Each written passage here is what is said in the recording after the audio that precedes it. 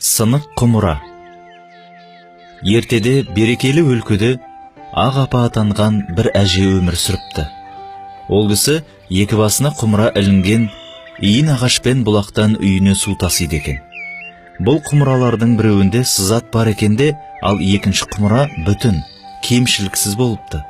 Бүтін құмыра суын толы күйінде апарса, жарық құмыраның суы тамшылап төгілгендіктен азайып қалады екен. Сол себепті қарт ана үйіне жеткенде ылғи 1,5 құмыра су жеткізеді екен. Осылайша арада зымырап 2 жыл уақыт өтіпті. Бүтін құмыра өз міндетін мүлткісіз орындайтынына мақтанып, тәкаппарланатын көрінеді. Ал жарық құмыра болса, өзіне тиісті істі дұрыс атқара алмағанына қатты ұялып, өкінеді екен. Бір күні бойындағы кемшіліктен қатты ыңғайсызданған жарық құмыра ақ апаға былай деп мұңын шағыпты.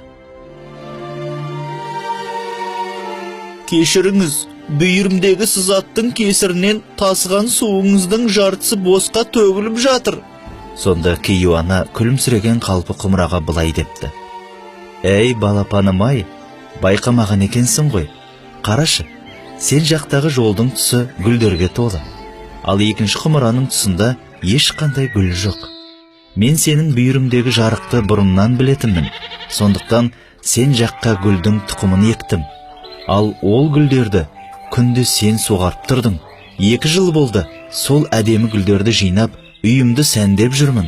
Егерде сенің сол сызатың болмағанда, шаңырағымды осыншама көркейтіп, гүлдендіре алмас едім.